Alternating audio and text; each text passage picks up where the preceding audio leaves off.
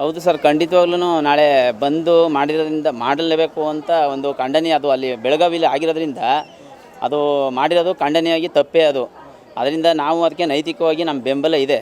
But ಏನಪ್ಪ ಅಂತಂದರೆ ನಮ್ಗೆ ಮೇಲಧಿಕಾರಿಗಳದ್ದು ಆದೇಶ ಇಲ್ಲದೆ ನಾವು ಯಾವುದೇ ರೀತಿಯದ್ದು ಇವಾಗ ನಾವು ಹೇಳೋಕ್ಕಾಗಲ್ಲ. ಅವ್ರ ಆದೇಶ ಏನು ಬರ್ತೋ ಅದು ನೋಡ್ಕೊಂಡು ನಾವು ಖಂಡಿತವಾಗ್ಲೂ ಮುಂದುವರಿತೀವಿ ಸರ್. ನಾಳೆ ಬಸ್ಗಳು ಇರ್ತವೆ ಸರ್, ಸೇವೆ ನಿರಂತರವಾಗಿ ಇರುತ್ತೆ ನಾಳೆ. ಆದರೆ ಬಟ್ ಸಾಯಂಕಾಲ ಹೋದಾಗ ನಮಗೆ ನಮ್ಮ ಅಧಿಕಾರಿ ವರ್ಗದವರು ಏನು ಹೇಳ್ತಾರೆ, ಸೂಚನೆ ಕೊಟ್ಟಾಗ ಅದನ್ನು ನಾವು ಪಾಲಿಸಲೇಬೇಕಾಯ್ತು. ಯಾಕಂದರೆ ನಾಳೆ ಸ್ಕೂಲು ಕಾಲೇಜ್ಗಳು ಮಕ್ಕಳು ಮತ್ತು ಹಾಸ್ಪಿಟ್ಲ್ಗಳು ಪರೀಕ್ಷೆಗಳು ಎಕ್ಸಾಮ್ಗಳೆಲ್ಲ ಇರೋದ್ರಿಂದ ಅದು ಅವರು ಏನು ಹೇಳ್ತಾರೆ ಅದನ್ನ ನೋಡ್ಕೊಂಡು ನಾವು ಆದೇಶ ಪಾಲಿಸ್ಬೇಕು ಸರ್. ನಾವು ಇದೆ ಸರ್, ಖಂಡಿತವಾಗ್ಲಿದೆ. ಅದು ತಪ್ಪೇ ಸರ್. ಅವ್ರು ತುಂಬ ಮಾಡಿರೋದು ಒಬ್ಬ ಚಾಲಕರಿಗೆ ಆ ರೀತಿ ಮಸಿ ಬಲ್ದು ನಮ್ಮ ಬಸ್ಗೆ ಒಂಥರ ಅಗೌರವ ಅಂತಾರಲ್ಲ, ಆ ರೀತಿ ದುರ್ನಡತೆ ಅಂತಾರೆ, ಅದನ್ನು ಅಲ್ಲೇ ಮಾಡಿದ್ದಾರೆ. ಅದಕ್ಕೆ ತುಂಬ ಖಂಡನೆಯಾಗಿ ಅದು ನಮಗೆ ಇದ್ದೇ ಇರ್ತದೆ ಅದ್ರದ್ದು ಬೆಂಬಲ.